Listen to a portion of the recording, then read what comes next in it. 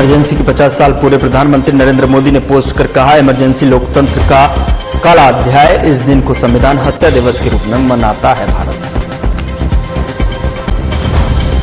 आपातकाल की 50वीं वर्षगांठ पर सीएम रेखा गुप्ता का तीखा हमला, कहा लोकतंत्र पर लगा था तानाशाही का ग्रहण। आपातकाल भारतीय इतिहास का काला दिन। दिल्ली पुलिस की बड़ी कार्रवाई, अर्श डल्ला गैंग के हथियार सप्लायर को किया गिरफ्तार। एसटीएफ की टीम को मिली सफलता।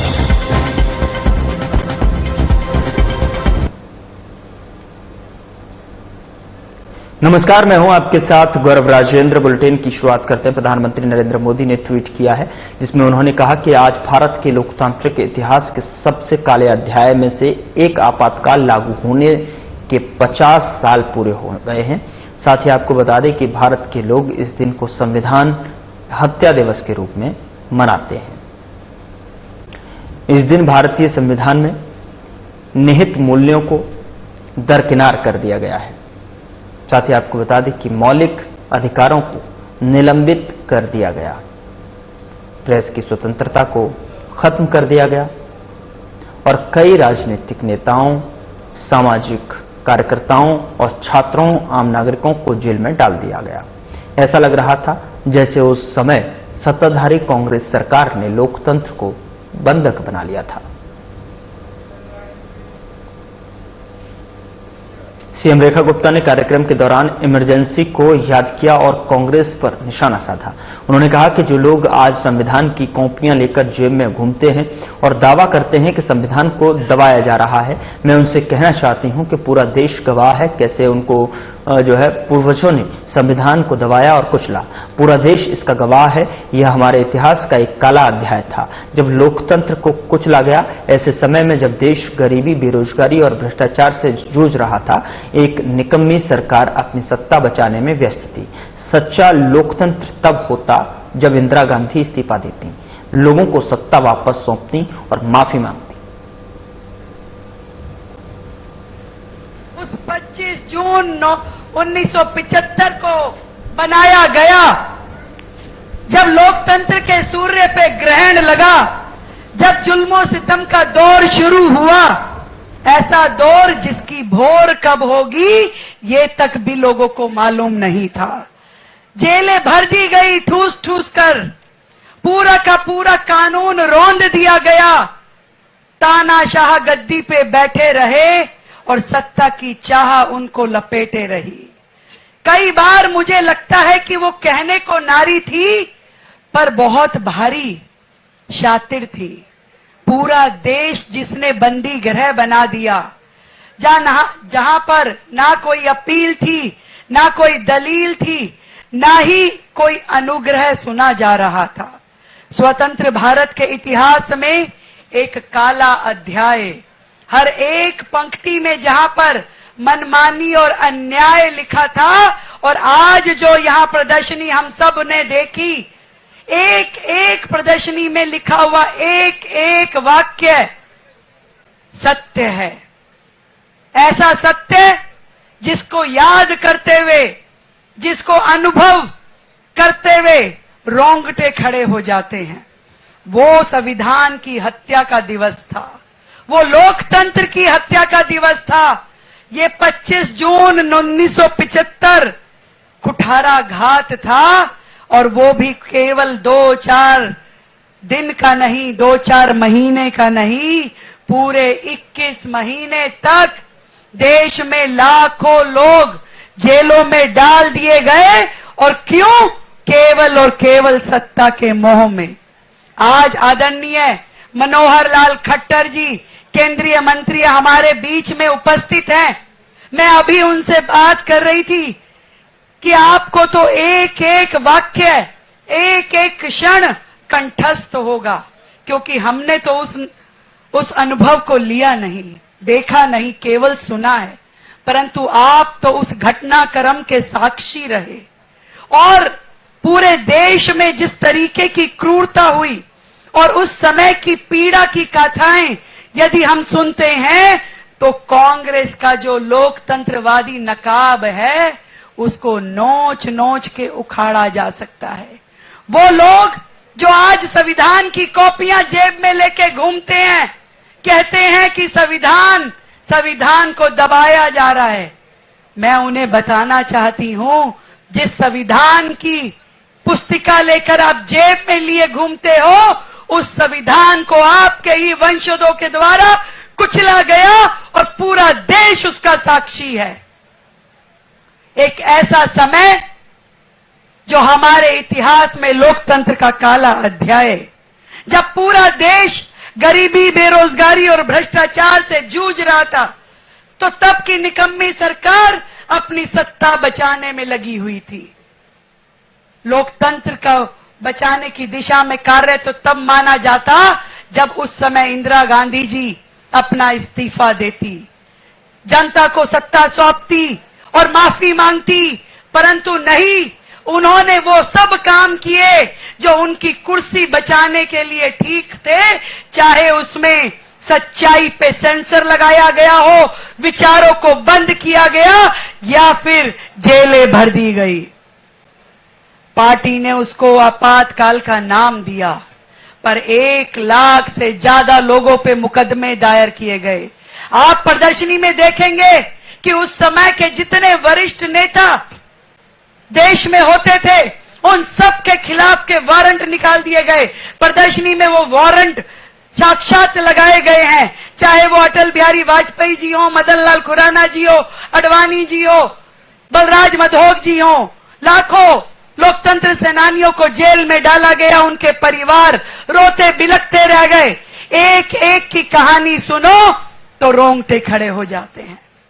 ऐसा समय भारत ने ऐसी क्रूरता जो स्वतंत्रता संग्राम में भी ना देखी होगी, उससे बड़ी क्रूरता इस आपातकाल ने जनता को दिखाई।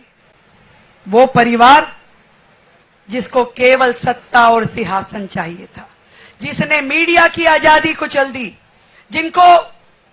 जिनको देश से, जनता से कोई सरोकार नहीं था, उनको केवल और केवल अपनी चिंता थी। और आज वही लोग, उनके वंशज लोकतंत्र की दुहाई देते हैं तो मुझे हंसी आती है। तुम्हें तानाशाही विरासत में मिली है, तुम क्या जानो कि लोकतंत्र क्या होता है, लोकतंत्र की शुचिता क्या होती है।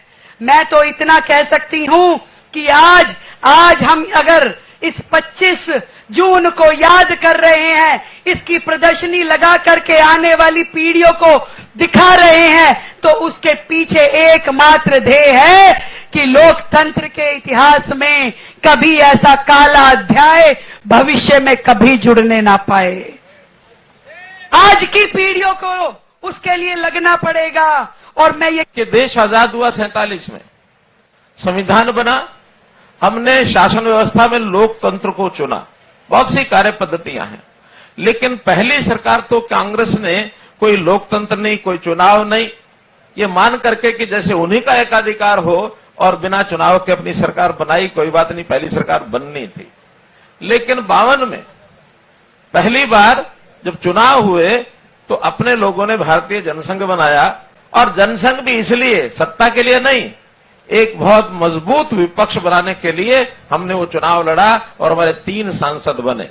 मजबूत विपक्ष की जरूरत क्या होती है, ताकि संविधान के मूल्यों की रक्षा कोई पार्टी करने के लिए, यानी सत्ता पक्ष उसको कमजोर करे तो विपक्ष में बैठे लोग भी उसको मजबूती से रोक सके। आगे काम बढ़ा, एक लगातार कांग्रेस सरकार बनाती रही। 67-67 में लोगों को लगा कि लोकतंत्र के माध्यम से सरकारें बदल सकती हैं। कुछ प्रदेशों में संवैध सरकारें बनी और उसमें से जागरण हुआ लोगों में कि देश की समस्याओं के खिलाफ आवाज उठाई जाए। देश भर में आंदोलन शुरू हुए और आंदोलन के केंद्र उस समय छात्रों का आंदोलन गुजरात में हुआ, छात्रों का आंदोलन बिहार में हुआ, और एक समय जॉर्ज फर्नांडिस के नेतृत्व में कर्मचारियों ने रेल मंत्रालय में बहुत बड़ा एक आंदोलन किया। ये आंदोलन थे अपनी समस्याओं को उजागर करते हुए, शासन से आग्रह करते हुए कि हमारी समस्याओं। दिल्ली में संगठित अपराध के खिलाफ दिल्ली पुलिस ने बड़ी कार्रवाई की है। आपको बता दें कि दिल्ली की दक्षिण पूर्वी पुलिस ने अर्शटाला गैंग का हथियार सप्लायर गिरफ्तार किया है और इस बड़ी कामयाबी में एसटीएफ की टीम ने अर्शटाला गैंग का सक्रिय सदस्य एकमजोत सिंह संधू को गिरफ्तार किया गया है। वह गिरोह के लिए हथियारों की तस्करी में लिप्त था। उसके कब्जे से 3 अतिरिक्त मैगजीन के साथ 4 सेमी ऑटोमेटिक पिस्तौल बरामद की गई हैं। दिल्ली पुलिस के मुताबिक बरामद पिस्तौलें पंजाब में परमजीत सिंह पम्मा भीकी द्वारा चलाए जा रहे गिरोह के सदस्यों को आपूर्ति करने के लिए थी। अर्शदीप अर्श डल्ला गैंग की लॉरेंस बिश्नोई गैंग से भयंकर दुश्मनी है, जिसके परिणाम स्वरूप पंजाब और अन्य राज्यों में गैंगवार में उनके कई सहयोगियों की हत्या हुई है। इसके बाद तुरंत एक छापेमारी के दल का गठन किया गया और एक जाल बिछाया गया। रात को एकमजोत सिंह की ओखला के पास बस स्टैंड पर देखा गया और टीम के सदस्यों ने उसे धर दबोचा।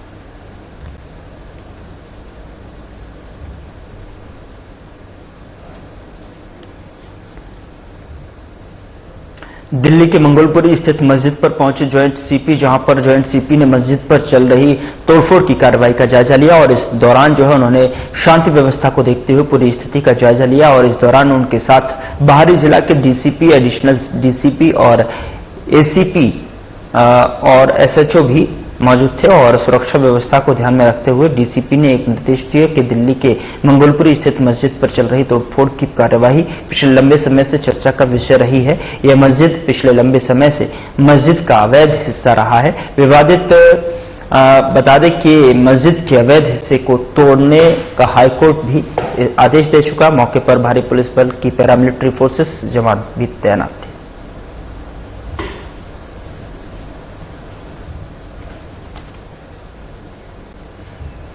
उधर दिल्ली के रिठाला इलाके में मंगलवार रात एक फैक्ट्री में आग लगने से बड़ा हादसा हो गया। आग में 4 लोगों की मौत हो गई और कई अन्य लोग घायल हो गए। आग लगने की सूचना मिलते ही मौके पर 1 दर्जन से ज्यादा गाड़ियां पहुंची और वहीं कड़ी मशक्कत के बाद आग पर काबू पाया गया। फिलहाल आग लगने के कारणों की पुष्टि नहीं हो सकी है।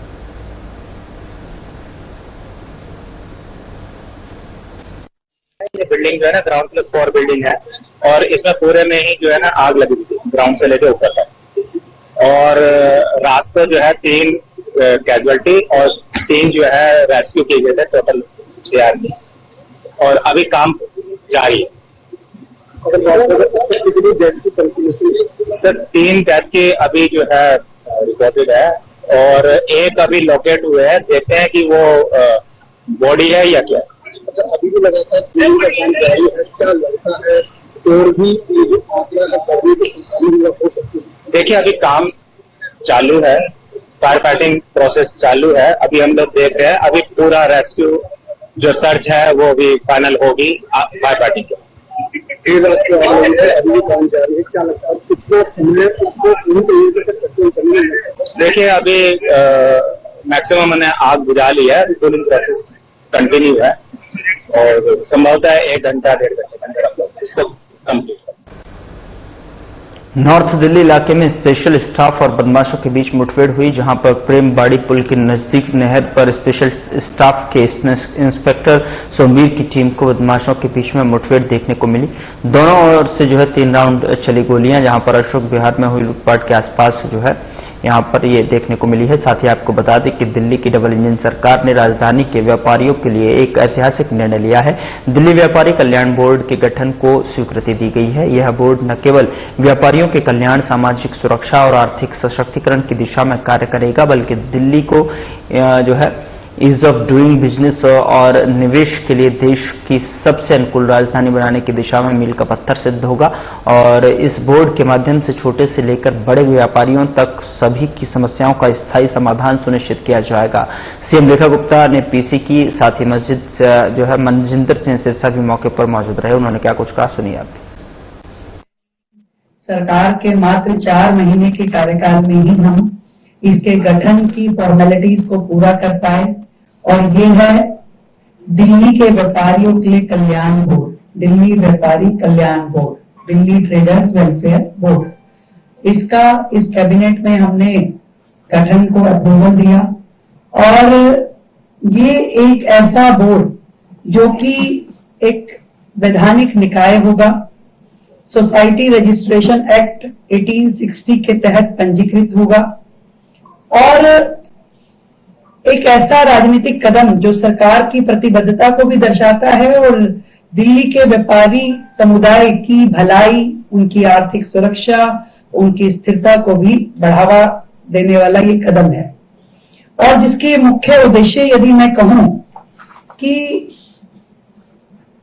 वो सारी समस्याएं जो हमारा व्यापार जगत से जुड़े हुए लोग, उद्योग क्षेत्र से जुड़े हुए लोग रोजाना वर्षों वर्ष से फेस कर रहे थे, उन सबको कम करना। दिल्ली में कोई एक ऐसा प्लेटफॉर्म नहीं था जहां पे व्यापारी वर्ग के लोग इकट्ठे होकर अपनी समस्याएं कह सके। एक लाइफलाइन जो सिटी की है, दिल्ली की एक लाइफलाइन जो उसका स्तर बढ़ाती है, उसका इकोनॉमिक स्तर बढ़ाते हुए आज रेवेन्यू जनरेशन में जो सबसे बड़ा पार्ट है, जिसके कारण से दिल्ली की वेलफेयर स्कीम चल पाती है।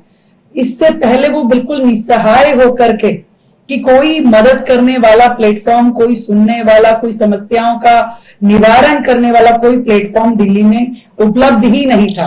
तो दिल्ली ट्रेडर्स वेलफेयर बोर्ड ये अपने आप में एक बहुत बड़ा प्लेटफॉर्म रहने वाला है, जो कि व्यापारियों की समस्या को भी दूर करेगा, उनकी सामाजिक सुरक्षा की चिंता भी करेगा, उनको वित्तीय सहायता देना, उसमें निवेश और रोजगार के नए अवसरों उपलब्ध कराना, और विभिन्न विभागों में जुड़ी हुई व्यापारिक क्रियाएं जो होती है उसको लेकर के भी उनके सुझाव, पॉलिसी फॉर्मेशन, रिफॉर्म्स की बातचीत, रेगुलेटरी चैलेंजेस जो इनके सामने आते हैं उनकी चिंता करना, सोशल सिक्योरिटी बेनिफिट्स इन सबको देना, और इसके अलावा भी जो वेलफेयर के अलग अलग जो मेजर्स है उनको प्रदान करना, ईज ऑफ डूइंग बिजनेस का माध्यम बनना, और एम्प्लॉयमेंट एंड इन्वेस्टमेंट्स को बूस्ट करना। ये सारे के सारे कार्य वो होंगे जो हमारा ये बोर्ड करेगा।